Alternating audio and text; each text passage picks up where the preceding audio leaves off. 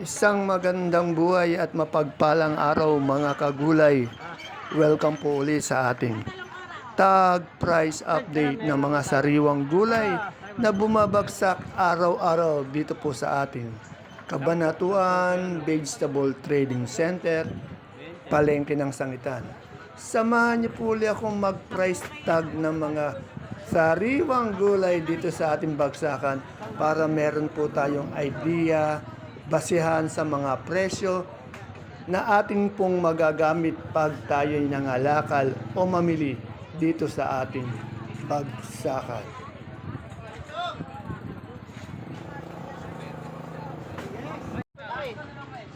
Unahin po natin ang ating siling Taiwan o labuyo sa ating tag price update. Ang Taiwan po natin nasa 40-50 pesos per kilo. Medyo talagang bumaba po yung ating siling Taiwan. Sa siling panigang naman po, nasa 15-20 pesos po ang isang kilo. Sa atin naman pong talong na domino, 100 pesos ang isang bundle or 10 pesos ang isang kilo. Sa atin naman pong talong na haba, 12 to 15 pesos po ang isang kilo. Napakadami pong talong, napakadami pong gulay talaga sa ating bagsakan. Sa ampalaya naman po, nasa 50 hanggang 65 pesos po per kilo. Yung ating pipinong bakla ay nasa 20 pesos po ang isang kilo or 200 isang bundle.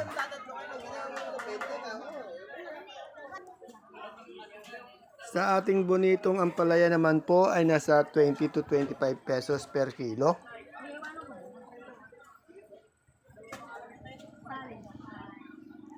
At yung ating pong Sophia kalabasa, nasa 25 pesos po ang isang kilo ng ating Sophia. Yung ating pong patolang palikpik naman po ay nasa 20 pesos po ang isang kilo or 200 isang bundle. Sa ating okra naman po medyo maganda-ganda ang presyo. Nasa 50 hanggang 70 pesos po ang isang kilo ng ating okra. Yung maganda 70. Sa ating pong talbos ng sili o danang sili, 50 po. 40 to 50 pesos ang isang kilo. Sa atin naman pong pipinong puti po ay nasa 25 pesos po ang isang kilo.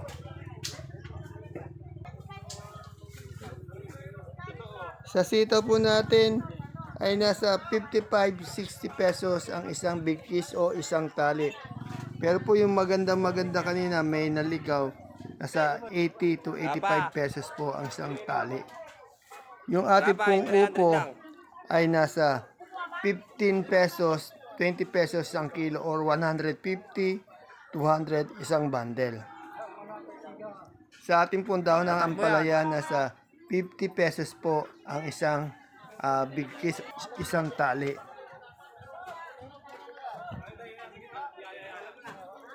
Sa saluyot po natin, nasa 25 pesos po ang isang tali. At yung ating pong talbos ng kamote naman, ay nasa 8 pesos po ang isang tali. Sa ating mais po, yung ating mais na puti ay nasa 30 hanggang 32 po pesos ang isang kilo or 300 isang bundle. Sa mais na dilaw, 15 pesos or 150 po ang isang bundle. Yung sampalok naman po natin medyo umangat ng konti. Nasa 50 hanggang 55 pesos po ang isang kilo. Magaganda po yung sampalok. Sa ating mani naman po ay nasa 65 pesos po ang isang kilo.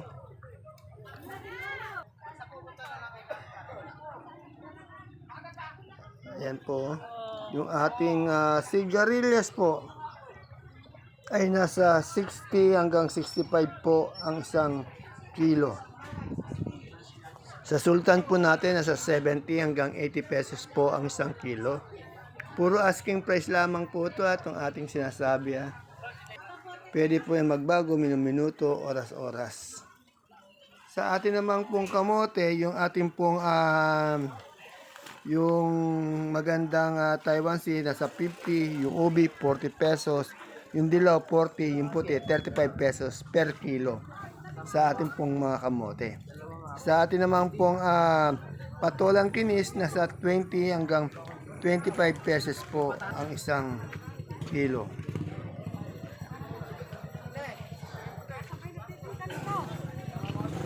Sa ating pong papaya ay nasa 20 pesos po ang isang kilo. At yung ating kamatis po medyo bumaba na naman po. 12, 13 pesos ang isang kilo. Yan po, napakarami kasing gulay sa ating bagsakan eh. Ang pangit lang nga po, matumal po, wala pong mga nangangalakal masyado. Sa ating supremang kalabasa po, 32 po yung isang kilo ng malaki, 30 po yung medium, 28 po yung ating small, 28-25. Yung pechay po natin nasa 15 pesos ang isang kilo. Yung ating mustasa naman ay nasa 35 pesos po ang isang kilo.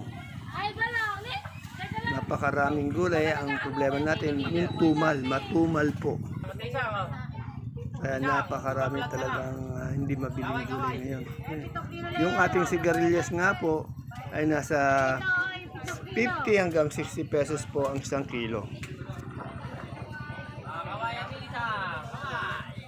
Yan o, yung sinigang, 15 hanggang 20 pesos po ang isang kilo. Sa atin naman pong sibuyas na puti, yung big po 350, yung small po 330. Isang buriki po yan, isang red bag. 10 kilo po yan puro local yan. Sa local natin sibuyas na pula naman po, isang red bag. Yung big po 380, yung small po 430. 10 kilo din po yan. Sa atin naman pong kanso po na malaki, 450, yung maliit po 440, 5 kilo po ang isang bag na yan. Yung ating super white po, yung big 520, yung small 440, 5 kilo din po yung isang bag na yan. Sandaan pa lang yan, may 50 pa. Yung munggo po natin tumaas talaga, 3,400 po.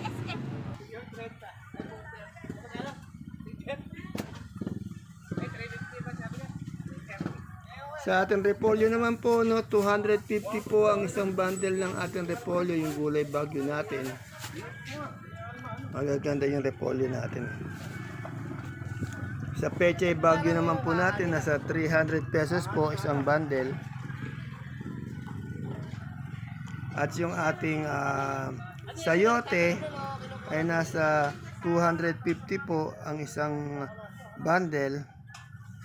Ay, kinukuha lang din yan, ano? At yung ating malalaki, makinis, magandang carrots po, medyo bumaba siya. Nasa 1,100 po ang isang bundle.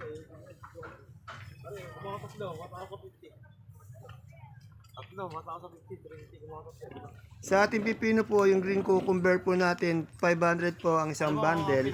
Yung sa ating labanos naman po, 400 pesos po ang isang bundle.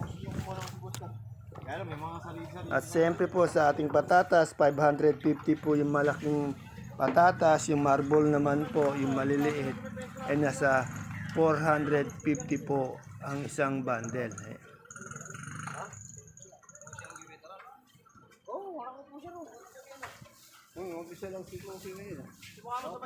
Yung ating pong broccoli po, ang isang kilo ngayon yan ay nasa 60 pesos po ang isang kilo.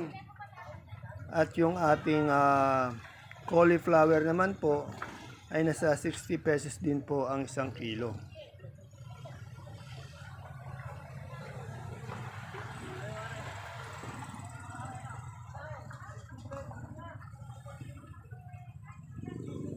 Sa ating sisaro naman po ay nasa 150 po ang isang kilo ng ating sisaro ngayon. At yung ating young corn po, nasa 30 pesos po ang isang styro. Tatanungin natin si Nano mamaya.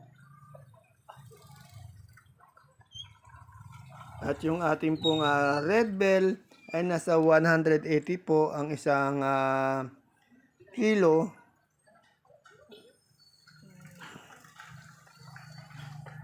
At yung ating green bell naman po ay nasa 250 po ang isang kilo. Yung lemon po natin medyo umangat po siya, yung imported natin, no. Nasa 200 po ang isang kilo ng ating lemon. Imported po yun, ha. At yung beans po natin medyo bumaba din po siya, ay nasa 60 pesos po ang isang kilo.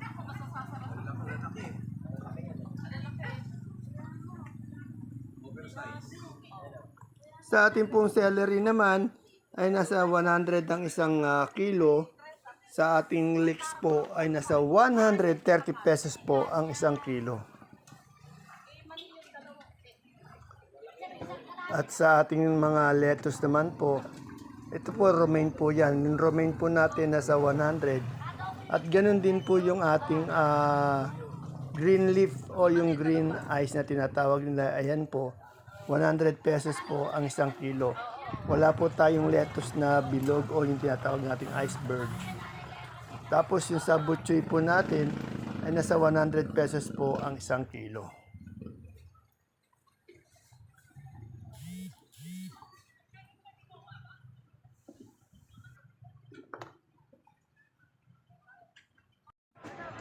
Ayan po mga kagulay, mga kapalengke, ang ating pinaka-latest tag price update ng mga sariwang gulay na dumadag sa araw-araw dito po sa ating Kabanatuan Vegetable Trading Center, Palengke ng Sangitan.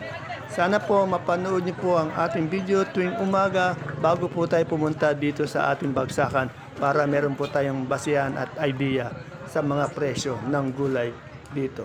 See you po again tomorrow sa ating next tag price update. Bye-bye. God bless us all po.